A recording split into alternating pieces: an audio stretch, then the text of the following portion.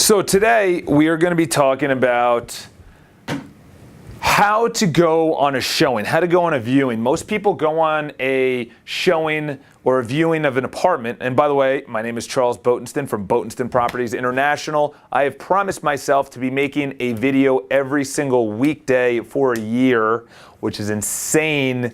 But you know what? Why not? Give you some more value. So I'm in my office right now. Empire State Building is behind me. I have an absolutely gorgeous view on the 43rd floor. And I always come up with topics to bring up. And instead of just bringing it up with my buyers and my sellers, which is value and is actually way better than most people provide in general. Most people are like, you should do this and this, which is common sense. What I want to do is say, I'm in the trenches. I'm the one working with you, buyer and seller, or agents, whoever. You know, I'll have video for agents.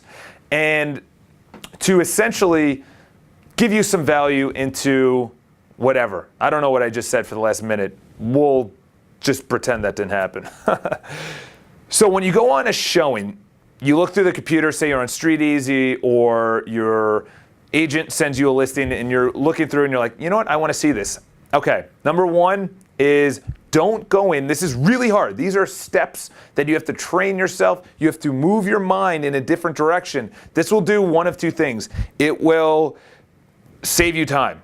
Your time is everything. The market just continuously inches up each day, just small amounts. It doesn't go 1%, 1%, 1%, 1%, but it just goes up a few $100s each day, or maybe $50 or $100 or whatever per day. Just keeps on rising. The spring is always more expensive than the previous fall, and the next fall is always more expensive than the previous spring or the spring of that year. In other words, the fall is the most expensive time of the year, and the spring is more expensive than the previous fall. So you want to know what you're looking at, what the area is, what within the area. Do you want to be near a subway? The West Village, you can be way out on the west side, or you can be closer in where the subways are, where the nightlife is, where the restaurants are, where all the cool things are. Or you could be way out on the west side where there's value, and you're, say, a heavy bicyclist. Every night you go up the West Side Highway to the bridge,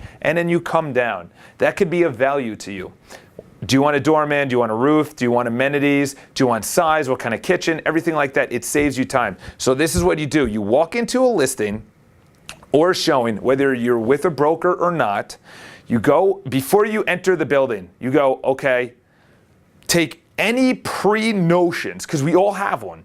And this is the hardest part. You take all the pent up, just this is what I feel it's going to be like. One is most people, the biggest, not complaint, but the biggest, I don't know, I can't think of the word. But before they walk into a home, they always say, after they walk in and they see it, they always, not always, but 80% of the time they say, I always thought it was going to be bigger. Why is that? They're like, oh, these agents are taking these pictures so it looks bigger. To one extent, yes. But also to the other extent, if we took a photo like this, which right now to my office is my door, the window to the hallway, some of the cabinets, and more of the cabinets. Or if I was selling the apartment or the office and I took it like this, which is the entire office, you're like, oh, okay, now I know what everything looks like. Why take one photo? You're like, what? What, huh? Those are just cabinets? Oh, and then there's more cabinets and then drawers and everything else. If I took a huge photo like this, the entire room, that makes it a lot easier for you to be like, oh, okay, I know what the finishes are. I know what the kitchen is. It includes more. It's a wide angle lens. So one is you walk into a listing with zero pre-notions, or I can't even think of the word, whatever the word I'm trying to think of. You just wipe out any kind of judgment that you had, it's a better word, wipe out all of your judgment that you had walking into the home before you even walk in the building. You just say, okay, I think it's going to be nice. I think it's going to be big. I think it's going to be sunny. I think the balcony is going to be bigger. The floor plan is going to be exactly what I want. Take that and move it away. Just say, okay, clean home. Go old school and pretend like there were no photos and you just read it in the newspaper. Say it was like 1993. Oh, okay, there's an open house. This is the area I want. Let's just go in. There's no photos. It was just open house, here's the address, contact the agent. That's what it was. Now we have video, which I do, photos, floor plans, everything, so you know exactly what you want, which is great. So that narrows it down. You have, this is what I want. But when you start seeing apartments, you're like, you know what? I actually like this location. I need a doorman. I'll sacrifice the size. I need an outdoor space, whether it's private or public. And I need to be able to install a washer dryer. So now you're only looking at these apartments. But when you look at these apartments, the thing is, a lot of people say, what if something new comes up? But you're specifically looking at this. So that's the problem. It's like when you go to a restaurant or you go to Chipotle. You go to Chipotle, which I don't eat at. It's just not healthy food. They have a basket, burrito, tacos, and maybe something else. Boom. What do you want on there? Do you want any meat, vegetarian? Boom. These are the extras you could add. Here are the drinks. Straightforward. Here it is. Simple. So when you have this much choice, you ever go to a diner and you're like flipping through and you're like, holy cow, how many options do I have? You go to a diner and you're like, you're overwhelmed. You're like, I don't even know what to eat. So it's good to have small options, but in each option to save you time and to then, and I'll talk about actually the second part. So you walk in, you put all judgments away, you walk into that showing and say, okay, brand new home, I have no idea what it looks like, even though you do, and shake the agent's hand and go up, you talk, whatever. Before you walk in, you recalibrate, open the door, you walk into the home, and you walk in. When you walk in, this is extremely important, you pretend like you're walking in to a home you've already purchased for the first time. And you walk in and you say, okay, I just came off work or I just came from the gym and I'm walking into the home and I now live here. So you walk in and you look at the kitchen.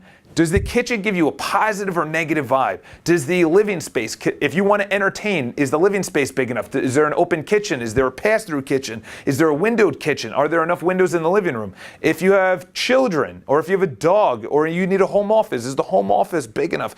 Look at it like you already own it. This is massive. Regardless if there's, and I've done videos of this on how to actually change a seller's apartment. You need to depersonalize your apartment. You can't have your political books out. You can't have your photos of all of your kids and your skiing adventures. What if that person is against whales, like killing whales and you're fishing? Or they're a vegetarian and you're holding a deer or something like that. Like, you don't know who the buyer is going to be. And who cares who the buyer is going to be? As long as you sell your home at the price you want and the price they want to pay. That's all you care about, so take your photos down. So that also affects the buyers. So this is the opposite end.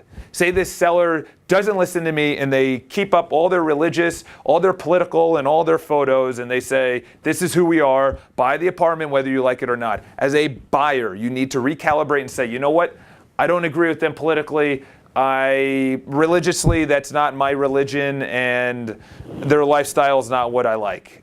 Whatever the case is. You may not like the choice of the paint or what they did with the apartment. They might put up, murals or huge posting paintings and, of like the Civil War. They might have, whatever the case is, you have to go in and say, you know what? I'm going to take out all those paintings. I'm going to change the color of the wall. I'm going to rip out the floor. Or I'm not going to have carpet or whatever the case is. You have to go in and say, okay, I can change it, but outside of that, pretend like I live there. You have to go in, recalibrate yourself like you're seeing it for the first time. When you walk in, recalibrate like you actually live there. Okay, so this is what I'm saying. Recalibrate like you've never seen the listing as you walk into the building. As you walk into the apartment, recalibrate and say, okay, pretend like I actually live here. Okay, I now live here. You're in the home, I now live here. I want to change the kitchen. I want to reupholster the wall or reupholster the wall, paint the wall, change the flooring, change the heating and air conditioning, or I want to box it in, or whatever the case is, okay? So you go throughout the home, you hear the real estate agent, and then you walk out. And now you're outside, and if you're by yourself, think about what you just saw, okay? Because there's a lot of people that come to me a week later after we saw a property and say, remember that property we saw last week? I actually want to put an offer on it. Mr. Buyer or Mrs. Buyer, I thought you didn't like it. I actually do. I want to go back and see it and put in an offer. So what was that week? What happened? That apartment just sat in your mind. You're like, actually, I kind of like the location. I kind of like that it has a gym, or it's friendly with large dogs and we want to get a dog, or there's a 24-hour doorman, or the lobby is very impressive, or there's parking on site. Whatever the case is, that has weighed on your conscious mind for a week. I then call up the agent. Hey, listen, my buyer wants to come back and see it. Oh, there's an offer? Really? It's cash at the ask? All right. Hey, how's it going? So to have that not happen, you need to immediately walk out of the home and the building and think about, okay, what did I like? What did I not like? Then you say, what do I actually want? And it's funny, when you actually look at this as a strategy instead of like, okay, if I see a home I like, and you're a serious buyer, and if I like it, then I'll put an offer. You cannot think of it. Like, where you buy is your happiness. And yes, you're only going to get 80% of what you want. It's like dating. I want this, but you'll get this and that and that. But you'll be happy. I'm not saying to settle. I'm just saying you're never going to get everything. Nobody gets everything in their apartment. Even if you had a $50 million budget, that townhome, that exact townhome that you wanted isn't on Central Park. Or that exact beautiful full floor at 157 is just facing south and you want it to face north, or it's not on a high enough floor. Even if you had $100 million, you can't put your home exactly where you want, the size you want, everything. There's going to be some kind of negotiation. You're going to have to give up something. So once you think about that, this is the most crucial thing that's going to save you time, is that when you leave and you strategically go over what you exactly want in your home, in your mind of what you wanted in a home, and you leave that, you're actually going to say, actually, I did want a nice kitchen, but I'm willing to do the renovations. Or I said I wanted a large space, but all the homes with large space have so much work to be done. So I'll take a smaller home that I don't need to renovate. Okay, this is massive. So each home you walk out of and say, listen, what do I want to take out of that home and what do I want to leave in that home? And then you start creating an exact blueprint of what you want. So this saves you time. You can literally look at 50 homes in 3 weeks and know exactly what you want and find it. Or you could do what a lot of buyers come to my open houses and I'll be talking to them. Oh, hey, how's it going? How long have you been looking for a home? And then once I do that, I go, a while? And they're like, yeah. I'm like, 6 months to like 7. And I think in my mind, I'm like, they look like a serious buyer. So it's not that they're a serious buyer, but every home, they're trying to either look for the impossible, which is over their budget, or they're just too picky in what they want. They're like, oh, I like the location here, but I don't like the kitchen there, or there's too much renovation, or that doesn't have a doorman, or it's not a high enough floor, or it's going to be noisy.